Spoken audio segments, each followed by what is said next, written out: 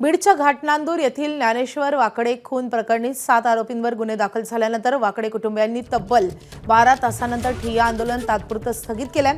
5 आरोपींना पोलिसांनी ताब्यात घेतलंय तर अन्य आरोपींचा पोलिसांकडून शोध सुरू आहे। शनिवारी रात्री आपल्या मित्रासोबत दुचाकीवरून घाटनांदूर येथून पट्टी वडगावकडे जात असताना काही जणांनी त्याची दुचाकी अचानक अडवत हल्लेखोरांनी ज्ञानेश्वर यांच्यावर अमानुषपणे हल्ला केला। या मारहाणीत ज्ञानेश्वर यांचा जागीच मृत्यू झाला होता। या प्रकरणातील आरोपींना आश्रय देणाऱ्या व्यक्तीवर देखील गुन्हा दाखल झाला होता। या मागणीसाठी कुटुंबीयांनी पट्टी वडगाव ग्रामस्थांनी अंबाजोगाई ग्रामीण ठाण्यात ठिय्या आंदोलन केले। तब्बल 12 तासांनंतर कुटुंबीयांनी पट्टी वडगाव ग्रामस्थांनी आंदोलन आता तात्पुरतं स्थगित केलंय।